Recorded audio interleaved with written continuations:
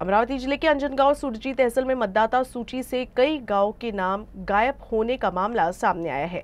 20 गांव के लगभग 8000 मतदाता प्रारूप मतदाता सूची में शामिल नहीं थे। अब इस मामले में प्रशासन ने तकनीकी कारणों का हवाला देते हुए खामियों को सुधारने की बात कही है। इस गंभीर गड़बड़ी पर जिला निर्वाचन अधिकारी ज्ञानेश्वर घ्यार ने प्रतिक्रिया देते हुए स्पष्ट किया है कि कुछ तकनीकी दिक्कतों के कारण मतदाता सूचियां चुनाव विभाग की वेबसाइट पर अपलोड नहीं हो पाई थी। उन्होंने कहा कि जिस दिन से सूची जारी हुई तभी तहसीलदार और जिलाधिकारी को इसकी जानकारी मिल गई थी। जिला निर्वाचन अधिकारी घ्यार ने आश्वासन दिया है कि प्रारंभिक मतदाता सूची थी, अंतिम नहीं। तकनीकी कारणों से जो हिस्सा छूट गया है उसे अब ठीक करने का अवसर है। हम छूटी हुई सूचियों के कंट्रोल चार्ट तैयार करके उन्हें फिर से अपलोड कर रहे हैं। हमारा काम ये सुनिश्चित करना है कि कोई भी गांव, कोई भी नाम या कोई भी मतदाता मतदान से वंचित न रहे।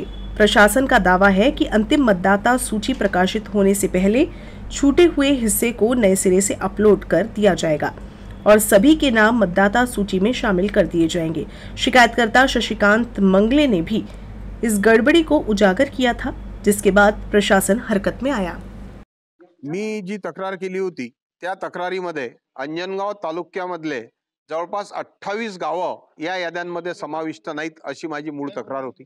त्याच्यामध्ये तक्रार करत असताना मी प्रत्येक गटात कोणकोणते गावं गायब झालेले आहेत हे निवडणूक आयोगाच्या निदर्शनास आणून दिलं।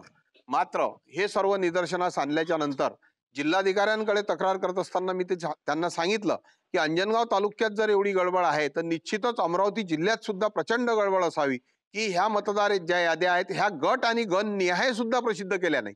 हे सुद्धा एक वैशिष्ट्य आहे आणि त्याची अनुक्रम मनिका सुद्धा अनुसूचीमध्ये पाळलेली नाही।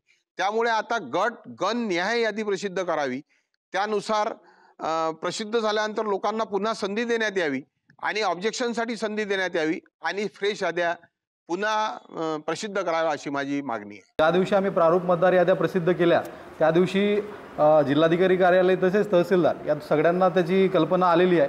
त्याच्यामुळे आम्हाला जे यादी भाग सुटले त्याची परिपूर्ण माहिती आहे। ते आज कालपर्यंत 8 ते 14 पर्यंत प्रारूप मतदार यादीवरच्या आक्षेपांचं मर्यादा होती। आज काल आक्षेपाची मर्यादा संपलेली आहे।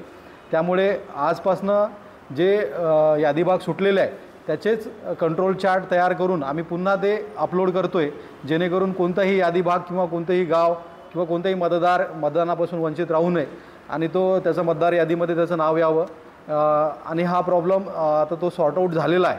याच्यामध्ये कोणतीही अडचण नाही आहे आता।